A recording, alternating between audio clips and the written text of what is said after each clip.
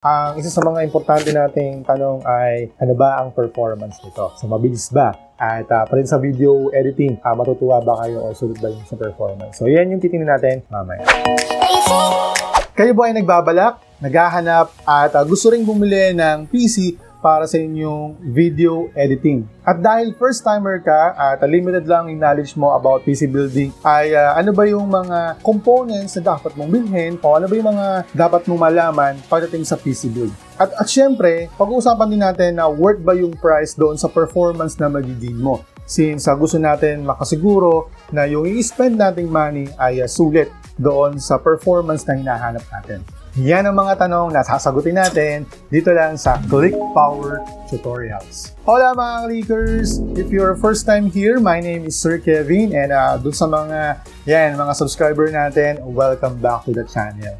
Okay, and for this video, it's a very special video. Bakit? Gusto ko lang i-share sa inyo yung naging build ko for this PC na intended na for video editing. Dahil seryoso na tayo sa paggawa ng mga video tutorials, and syempre, perfect upgrade din to, lalong-lalo na kailangan ko to sa work ko as an ICT coordinator. Talagang 24/7, nakahanap ako sa computer dahil for assistance ang mga teachers natin. At dagdag pa dyan yung new normal education, since work from home ako. Ayan, mas madalas ko magagamit ng computer dahil sa online teaching. Kaya sa lahat ng aspeto ay gamit na gamit ko tong computer na to. Kaya doon sa mga teacher, ayan, sa kung sino man na professional gustong i-upgrade yung kanilang device na intended for video editing, o kahit sa simple lang na gusto mo ng top performing beyond doon sa normal na PC, ay pwede yung itong maging guide, diba? Kung sakali man kayo ay naghahanap ng components at gusto nyo malaman kung worth ba yung price doon sa performance. Then, disclaimer lang po, okay, na hindi po ako computer expert pagdating sa PC build. Again, this is my first time and I ask assistance of my brother-in-law. Then, shoutout kay Kuya Marjon. So, yan, kung nanonood ka man. So, maraming salamat sa tulong mo dahil siya lang po yung totally gumawa. Okay, mahalaga kasi na pagdating sa PC building, saan ba siya intended? Ano ba yung purpose niya? Since this is for video editing, yung mga component na to ay talagang pinili para doon sa build niya na video editing. Yan, ang gawin natin, isa-ising lang natin yung mga components para aware kayo just in case naghahanap kayo ng bawat component na ginawa namin. That is, per component namin to binili. And lahat to binili online. Dahil wala na kasing mabilin sa physical store. So, umpisahan natin sa CPU. This is a AMD Ryzen 5 2600. 6 cores, 12 threads. Okay, pagdating sa CPU, lalo pag video editing, pinaka-talagang mababa ay 6 cores. Yan yung minimum. Then, recommended dapat mataas hanggat maaari. This is a second gen. Yung third gen kasi masyado ng mahal. I go for Team Red, Blue Eye for Intel. I choose Team Red, AMD, dahil pagdating sa performance at price ay sulit na sulit. Okay, compare sa Intel na rin siya mahal. Katapat nito, kung doon nagkakamali ay i5 9th gen. Pagdating doon sa count ng cores and sa performance niya. And pagdating naman sa price, mas mura naman si AMD. Kaya for budget build na katulad nito ay perfect choice ang Ryzen 5 na 2600. Then if you have enough budget naman, you can go for 3600 na. So yun yung talagang recommended. Pero since budget tayo, okay na sa atin yung 2600. Then for our motherboard, this is Asus TUF B450M Pro Gaming. So wala naman tayong masyadong i-discuss sa motherboard. Ang kailangan nyo lang tandaan na hanggat maaari, go for clockable. Kung ang CPU nyo ay pwedeng i-overclock, then make sure lang din na compatible siya with a clockable motherboard na kaya niyang i-clockable or kaya niyang i-overclock yung CPU. So ano po yung overclock? Para sa madaling explanation is i-boost niya yung performance ng CPU mo. This is a 3.4 GHz yung pinaka-clock speed niya. Ngayon, pwede mo siyang i-boost up to 3.9 at magagawa mo lang yon with a motherboard na naka-enable yung overclocking. So, yun lang yung kailangan yung tandaan. What good thing about this one is yung aura effect niya. So, meron siyang RGB effect. So, may mga konting pang-ilaw sa gilid. So, okay na okay din yung top. And Asus yan, di ba? Palitan sa brand quality yan. Sumunod siya doon sa ROG. Kasi mahal yung ROG eh. Yung TUF kasi, yun yung second level na for budget. Katulad natin. Ayan. Sunod tayo for RAM. This is a Ballistic Sport gaming memory, 2x8, a total of 16 GB. Yes po, this is a 16 GB in total. And pagdating sa speed niya, this is DDR4 3000. Yan. May mga speed kasi ang RAM. Hanggat maaari ang recommended ay 3,200 pataas. Pero dahil kulang tayo sa resources at ito na yung pinakamataas na nakuha natin. Kaya wala namang masama, 3,000 still mabilis pa rin naman. Pagdating sa upgrade path, bili lang ulit ako ng ganito. Then I have now 32GB na talagang kailangan lalo sa video editing. The more na maraming gigabyte yung RAM mo, mas magiging maganda yung performance ng course. Pero at least, di ba, choose for a 16GB. Hindi na dapat bumaba dyan. Yun yung recommendation ng mga PC builder and expert. Next tayo, sa ating storage, this is WD M.2 SSD. Pagdating sa storage device, alam naman natin yung HDD, diba? Pero kung gusto niyo ng mas mabilis, you can go for SSD or solid state drive. May dalawang klase niyan, yung SATA and yung sa M.2. At kung tatanungin niyo ano ba yung pinakamabilis, ito yon, yung M.2 na type. Okay? And mamaya, huwag kayong mag-alala. Based sa experience, pakita ko sa inyo yung performance ng M.2, lalo sa pag-open ng mga applications and sa boot time. Kung gaano kabilis mag-open yung computer mo, gaano kabilis yung reset, and pati din sa pag-open ng mga application, yan, makikita nyo kung gaano siya kabilis. Next tayo for our PSU. Uhulog na siya.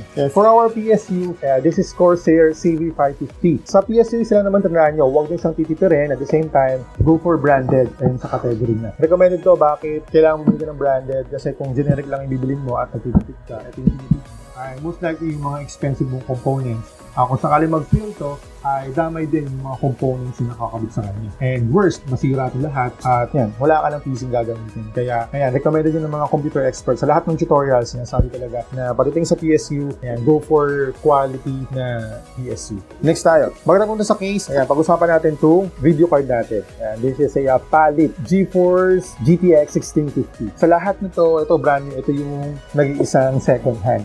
Dito na ako nagtipid dahil if you're gonna go for brand new, medyo mahal. Malaking tulong tong video card natin for rendering. And by the way, for this type of CPU, wala siyang built-in na graphics, kaya kailangan talaga ng mga dedicated graphics card or video card katulad nito. And last, for our case, this is Rock Halia. Kung familiar kayo sa ganitong case, napaka-in-demand niya. Bukod sa locally made siya, ay pati sa aesthetic ay panalong-panalo ka. Dahil una, yung sa airflow niya, meron siyang vent dito sa unahan, sa taas, at sa likod. Pati sa baba, for PSU. Doon naman sa gilid, naka-tempered siya. It's a glass, so quality siya. At the same time, pag binuksan mo siya, ito lang, meron lang siyang ribbon dito na ipupull nyo. Then meron siyang magnetic na para kung i-close mo siya, yan, naka-magnet na. Hindi mo na, wala na akong mga pinipihit na screw or knob para siyang sa buksan. So, easy open siya and close. And syempre, since siya ay tempered glass, yan, makikita nyo naman na yung kung maganda yung components mo, ay pwede mo siyang showcase. So, tapos na tayo sa mga components. Ang isa sa mga importante nating tanong ay, ano ba ang performance nito? So, mabilis ba? At pa rin sa video editing, matutuwa ba kayo o sulit ba yung sa performance? So, yan yung titingnan natin mamaya.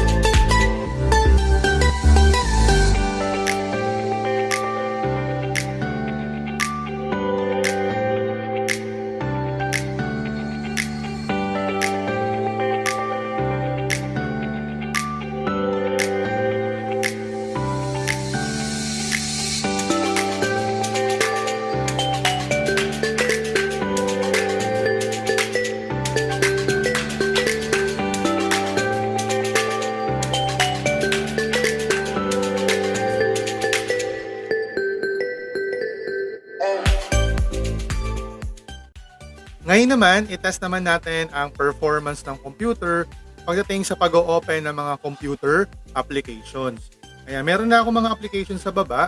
Umpisahan natin dun sa mga simple and very light lang na mga application and common natin ginagawa. Lalong-lalo na sa mga teachers. Okay, sa taskbar, umpisa natin sa Microsoft Word. Isa sa mga application ni Microsoft Office. Okay? Yun, napansin nyo ba na mga 2 seconds lang yung inabot, 'di ba, sa pag-pull up o pag-open ng Microsoft Word. Then pag-click natin yung blank, then one click away lang, ready to edit na. Close natin 'yan. Next naman tayo, PowerPoint. So double click natin 'yan.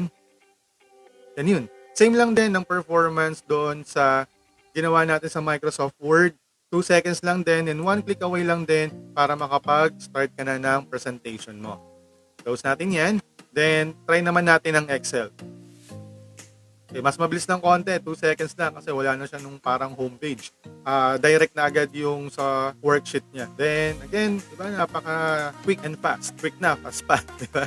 And nakaka-snappy niya, di ba? Pag hindi, walang delay doon sa pagbubukas mo ng mga application.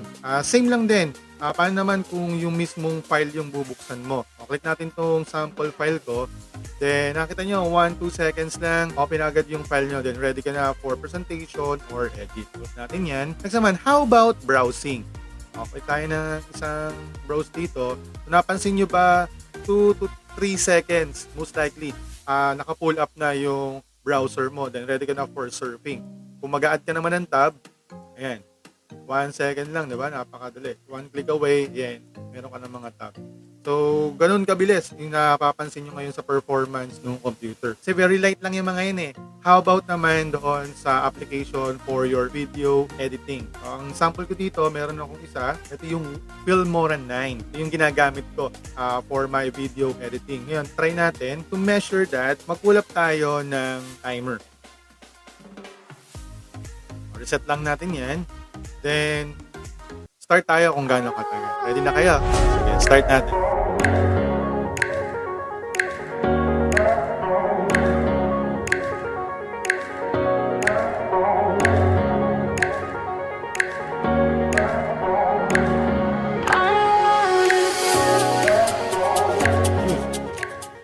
So, para ma-pull up yung completely, hindi pa to 100% na o-open. Pero, ito na yung simula kasi pag kinilik ko na tong new project, meaning to say, 1 sec lang, then pull up na yung application. So, meron tayong 15 plus 1, try natin ha.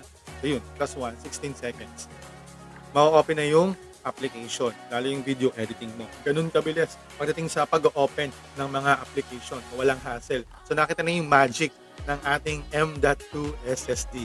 So, yan po yung bakit mas prefer siya and recommended pagdating sa storage device mo. Pagdating sa boot time, ayan, sa mga pag-pull up ng mga applications, napakabilis niya. And once na-experience mo ng M.2 at bumalik ka sa HDD, ay hindi mo na nanaisin talagang bumalik. Ngayon naman, mag-focus tayo dito sa video editing. Try lang natin kung gaano ba katagal or kabilis yung pag-i-import, then yung rendering time niya at saka yung sa exporting. Okay? Very interesting kasi to test kung talaga bang mabilis siya or effective or efficient, di ba, pagdating sa trabaho natin. Magbukas lang ako dito ng isang sample video ko. Ayan, gawin ko na lang sample yung video ko sa action cam na ride namin sa Monte Maria. This is a 5-minute video. So naramdaman nyo ba na pag-import ko, napakabilis lang, napaka-snap. Kasi 5 minutes lang yan eh. And take note guys, this is a 720p. Yan, sa resolution niya. Then, ang frame rate niya ay 60 seconds. And it is a 1.95, almost 2 GB in size. Okay?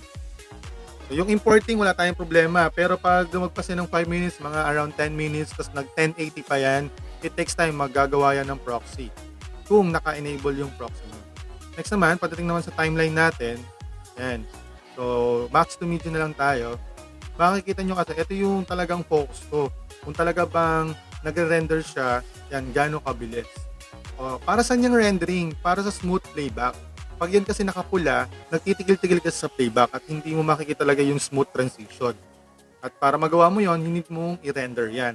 Ngayon, try natin i-render siya manually. Kasi kusa naman yan tumatakbo. Yun nga lang dito, sa part na to, kailangan mo siyang render manually para mas mabilis.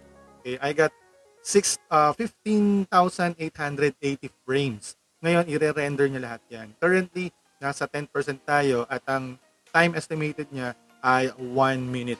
And we're done. Imagine with less than around 1 minute na render na yung 5-minute video mo. And take note guys mataas-taas yung FPS niyan. Although 720p lang siya.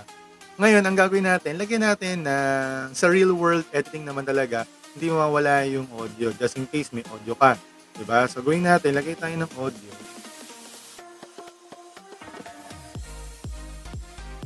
Meron na akong audio.